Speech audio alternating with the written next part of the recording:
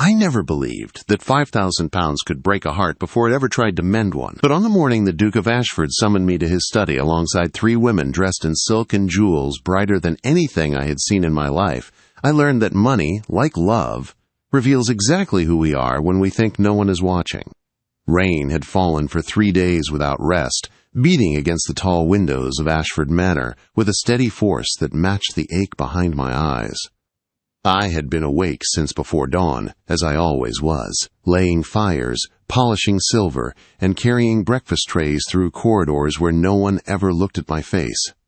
My hands were red and cracked from scrubbing, my black dress worn thin at the elbows, my hair pulled back so tightly it made my temples throb. I was 23 years old, but poverty had already stolen whatever softness youth might have given me. I had been in service at Ashford Manor for nearly 5 years, ever since my father died and left my mother, my younger sister Rose, and me with nothing but debts and a collapsing cottage on the edge of the village. My mother fell ill not long after, her lungs weakened by cold and hunger. The doctor said rest and proper medicine might help her, but both were things we could not afford. Rose was 16, too young for full service, and she stayed home caring for our mother while I sent every spare coin I earned back to them. It was never enough. It never would be. The Duke himself was a man I had only seen from a distance. Tall, dark-haired, perhaps 35, with a face that might have been handsome if not for the coldness that lived in it. He had married young, to a woman from London who died 6 months ago under circumstances the servants whispered about, but never spoke aloud. Since her death, he had become a ghost in his own house, locked away in his study or riding alone across his land. His grandmother, the Dowager Duchess, ruled the manor in truth. She was old and sharp-minded, dying by all accounts, yet refusing to surrender control. That morning, when Mrs. Hartley, the housekeeper, told me the Duke wished to see me, her eyes were full of suspicion, as if I must have done something terribly wrong. Servants were not summoned to the Duke's study. My heart raced as I followed her down the long halls, past portraits of ancestors who seemed to judge me for daring to exist. The study smelled of leather and smoke and old wealth. A fire burned low in the hearth. The Duke stood with his back to us, hands clasped behind him. 3 women sat before his desk. They were ladies. I knew that instantly. Silk gowns, lace collars, jewels flashing in the firelight. One was fair and delicate, smiling sweetly. One dark and proud, emeralds at her throat. One auburn-haired, her dress cut daringly low, lips painted red. They looked at me as if I were a stain on the rug. Mrs. Hartley gestured for me to stand near the door and left, closing it behind her. The sound echoed too loudly in the silence. The Duke spoke without turning. His voice was low and distant. He said his grandmother insisted he remarry. He said he had no desire for it. He spoke of marriage as if it were a business arrangement, not a joining of lives. The women listened carefully, calculation clear behind their composed faces. Then he turned, and his gray eyes met mine for the first time. They were cold, like winter skies. He said there would be a test. Each woman would receive £5,000. They would have 1 week to spend it however they wished. When they returned, he would judge them by their choices. The ladies reacted with pleasure, smiles, laughter, quiet excitement. Then he said there would be a 4th participant. Me. He said his grandmother insisted a woman of humble origins be included, someone who understood the value of money. My name sounded strange in his mouth when he said it. Margaret Thornton.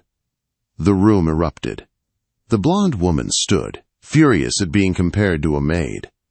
The dark-haired one demanded to know if this was a joke. The auburn-haired woman only stared at me, eyes sharp and assessing. I could not move. £5,000 was more money than my father had earned in his lifetime. Enough to save my mother. Enough to free us from debt. Enough to change everything. The Duke silenced them with a raised hand. Anyone who refused would be dismissed. The money would be given the next morning.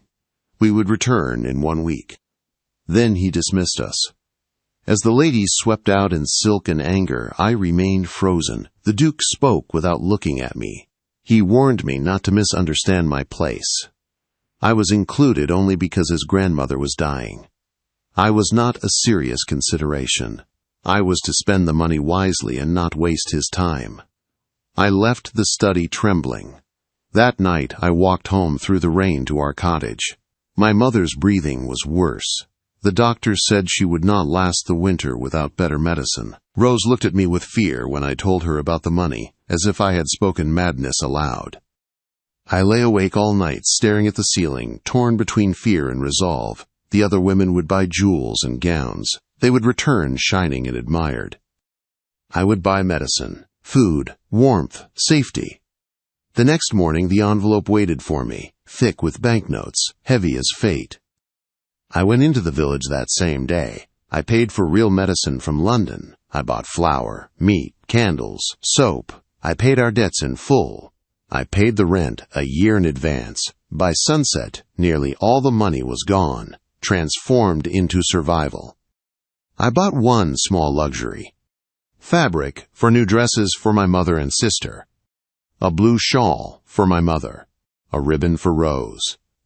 When the week passed and we gathered again in the Duke's study, I stood in my plain black dress while the ladies spoke proudly of sapphires, Paris gowns, and perfumes from abroad. Then the Duke called my name. I told him the truth, and for the first time, something in his expression changed. He smiled. He said I had passed. The others had failed. The room exploded with outrage. Accusations flew. The Duke silenced them and spoke of responsibility, of wealth used for care rather than vanity, of mistakes he would not repeat. When they were gone, he told me passing the test did not mean he would marry me, but his grandmother wished to see me. And as I left the study, my heart pounding, I knew my life had already crossed a line it could never return from. Something had begun, and I did not yet know whether it would save me or destroy me. I went to the Dowager Duchess that afternoon with my hands shaking so badly I had to clasp them together to keep them still. Her rooms were on the second floor, far from the noise of the household, and smelled faintly of lavender and old paper. Sunlight filtered through lace curtains, turning dust into gold. She looked small in her bed, propped against pillows, her white hair thin as silk, but her eyes were sharp and alive when they settled on me. "So," she said, "you are the girl who spent £5,000 on bread instead of diamonds." I told her everything, about my mother's illness, about Rose, about the debts, about the fear that had followed me like a shadow since my father died. She listened without interrupting, her gaze never leaving my face. When I finished, she nodded once, as if something long suspected had been confirmed. "My grandson is a difficult man," she said. "Not cruel by nature, but deeply wounded. He married beauty and paid dearly for it. Now he believes warmth is weakness and love is a trap." She told me she had watched me for years, how I worked without complaint, how I never wasted food, how I sent my wages home instead of spending them on small pleasures. She said she had seen strength in me long before the Duke ever noticed my existence.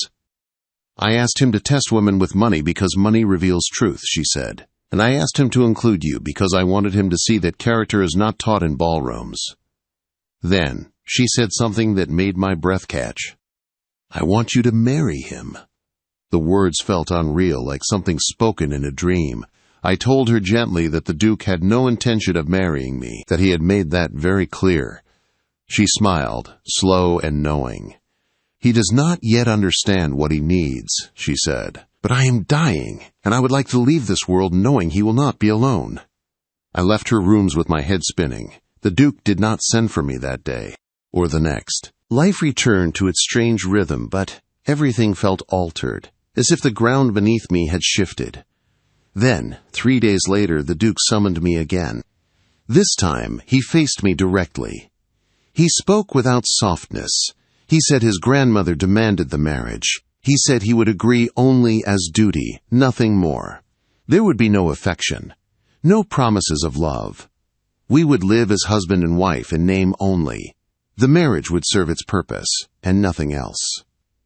I should have refused. I knew that. But I thought of my mother breathing easier, of Rose reading by candlelight without fear of hunger. I thought of the Dowager Duchess's faith in me, and I thought of the loneliness behind the Duke's cold eyes. I said yes. The wedding was quiet and swift. No celebration, no joy. I stood in borrowed silk while servants whispered behind gloved hands. The Duke did not look at me as we spoke our vows. When the minister declared us married, there was no kiss. That night, I sat alone in my new rooms, waiting. He came late, his expression hard, his voice sharp with bitterness. He told me he had not wanted this, that he would never love me, that he would come to my bed only when duty required it. Something in me broke then, not with fear, but with resolve. I told him I had not married him to be invisible, that I would not live apologizing for my existence, that I understood his pain, but I would not be punished for another woman's cruelty. He stared at me as if no one had ever spoken to him that way. Then he left. Days passed, weeks. We lived in the same house as strangers. We ate at opposite ends of long tables. He avoided my eyes. I learned my duties as Duchess while servants watched for me to fail. The Dowager Duchess grew weaker, but her mind remained sharp. She told me patience was not weakness. That love, if it came, would come slowly, like spring after a hard winter. Then one evening I heard raised voices near the Duke's study. A woman's voice. Familiar. Lady Victoria Ashworth. I should not have listened, but I did. She spoke of the Duke's first wife, of secrets, of the night she died. She claimed it was no accident. She said she knew things, that she could destroy him. She demanded he annul our marriage and choose her instead. I left before he answered, my heart racing. That night, the Duke did not return. By morning, his horse was gone. I did not wait. I rode out alone, hands clumsy on unfamiliar reins, fear pounding through me. I found him at the edge of a cliff, staring down into mist and stone.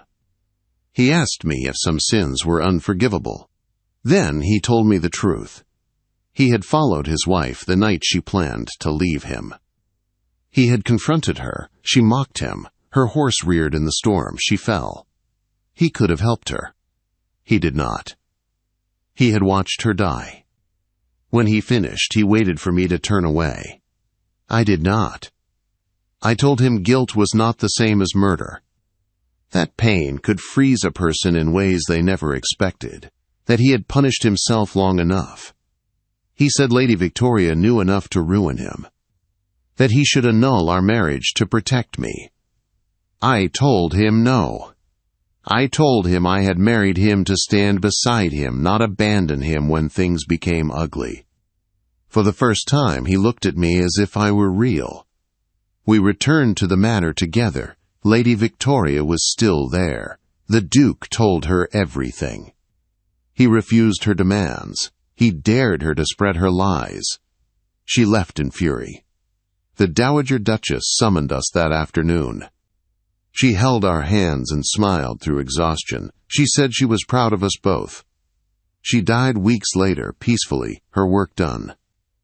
The scandal came, as promised. Whispers, letters, rejection.